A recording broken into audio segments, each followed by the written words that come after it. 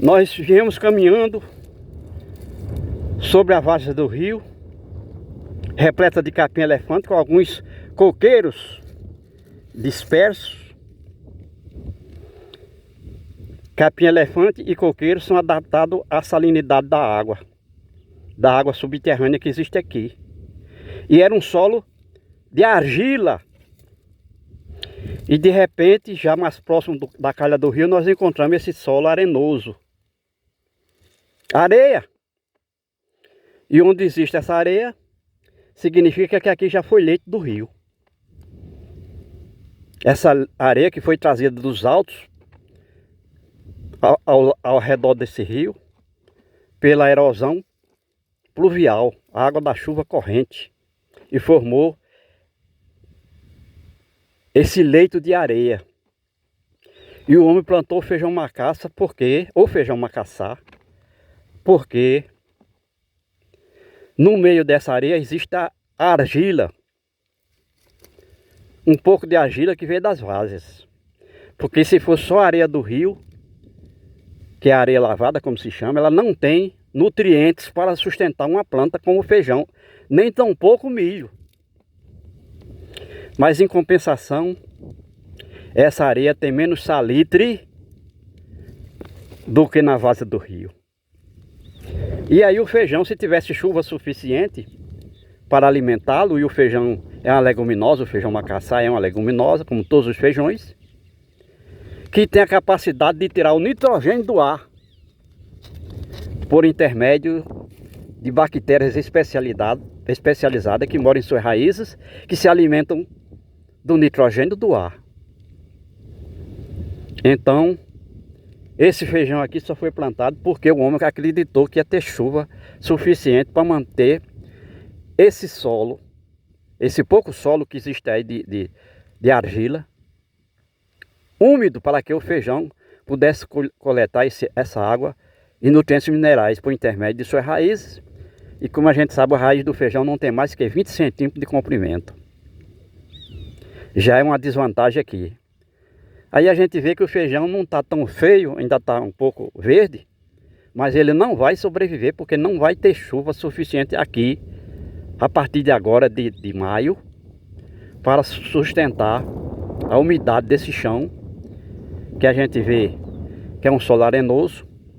Portanto, a drenagem de água aí é imediata. À medida que a água vai batendo, a água da chuva vai descendo. Enquanto que em cima o sol, o calor e o vento seco vão sugando qualquer água que tiver aí ao alcance da raiz do feijão. E o feijão não vai se reproduzir satisfatoriamente. Então o homem tentou, é como se fosse uma loteria. Se tiver chuva a gente planta, se tiver planta vai colher o feijão, não vai colher, plantou, mas não vai colher, o feijão aqui não vai produzir. Nós andamos aqui há mais de 2 horas por aqui, não tem nenhuma área aqui junto ao rio Potengi que tenha lavoura que possa se reproduzir, ou seja, plantaram milho e feijão em várias partes aqui, mas a chuva de 120 milímetros aqui, quando deveria ter chovido até agora no mínimo 500 milímetros. Então 2025 não é ano para o homem dessa área produzir alimentos. Embora a gente veja que o fato de estar na margem do rio com suas várzeas, existem plantas, por exemplo, o capim-elefante. E o homem pode criar gado então aqui, porque o gado, além de ser bem nutrido ao se alimentar do capim, ele também se dá bem com a água saloba do cacimbão. Porque existe no capim alguns elementos que compõem o capim que são em excesso na composição no que se refere à nutrição do gado. E aí o salitre, o sal que existe no salitre vai corrigir essa porcentagem de alguns elementos, principalmente minerais, que existem no capim, e o gado pode se alimentar satisfatoriamente, nutrindo-se. Absolutamente verdadeiro. A gente está vendo aqui outro capim que não foi plantado, é nativo da área. Não temos o nome popular nem científico, mas com certeza pelo fato dele estar adaptado à salinidade do terreno, ele está vivo, se dando bem.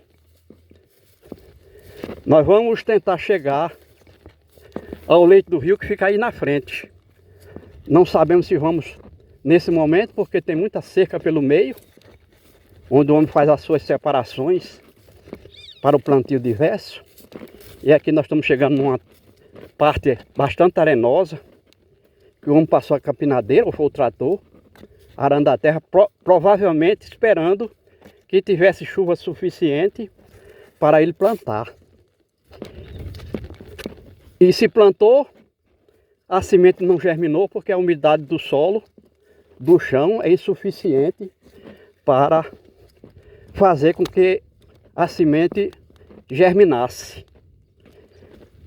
E mesmo que plantasse agora, ela não iria germinar porque não tem chuva para molhar o solo. Então a gente está vendo vários pontos negativos, que mesmo o homem tendo uma terra que é muito boa, extensa, como são as várzeas do rio, ele não consegue produzir alimentos aqui, a não ser, como a gente disse, plantar capim-elefante para criar gado. E o gado nos altos, fora do rio, não tem nenhum tipo de alimentação para se manter. Então ele vai depender do que se planta aqui nessa várzea, por conta do capim que é adaptado, o chamado capim-elefante. Ali na frente nós estamos vendo algumas reses, que a gente chama reis aqui, o gado bovino, 3, tentando comer alguma coisa no leito seco do rio. Tudo seco. E alguma planta que ainda está verde não é alimento do gado. Então é um desastre isso aqui. Apesar de um rio desse, que tão famoso, que é o rio Potengi, em 2025 não teve água corrente no seu leito. Embora em 2024 tenha corrido bastante água aí, algumas enchentes, que foi capaz de encher o açude de Campo Grande, que fica em São Paulo Potengi, a nossa retaguarda, que tinha sangrado pela última vez no ano de 2011. Choveu suficiente para que ele enchesse em 2024. Mas em 2025, zero. Não teve água corrente. A água que chegou nesse rio foi proveniente das nuvens diretamente, num volume insignificante, que não deu nem para alimentar, suprir a água no lençol freático. Então o lençol freático está baixando aí. Ali onde estão as vacas, já deve estar com uns 4 metros de profundidade. Quando na realidade, na época das enchentes, 3, 4 meses depois da enchente, você consegue cavar uma cacimba aí e ter água com 1 metro de profundidade. A partir de 1 metro de profundidade, abaixo dessa camada de areia, lá está água, que logo de início é água doce, mas à medida que vai passando o tempo, vai aumentando a salinidade, podendo se tornar água salgada 8 meses depois da última enchente. Essa é a realidade que a gente tem que entender, e a natureza sábia faz com que esse rio tenha alguma vida ainda, por conta dessa água que se armazenou na areia do rio, que é ideal para algumas plantas. Só que na areia própria não existem nutrientes minerais para sustentar a plantação.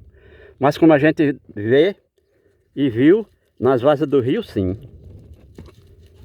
E aí a gente mostra essas informações que parece estranho para a maioria dos brasileiros, inclusive quem mora na região sudeste, região centro-oeste, na região sul, na região norte. Porque lá o rio tem água, aqui não. Um rio desse aqui, como é o caso do Potengi, pode passar 8 anos sem ter água corrente no seu leito. E toda a vida que existe na sua bacia vai morrendo. E se passar mais tempo, mais anos de seca, o negócio vai desaparecer.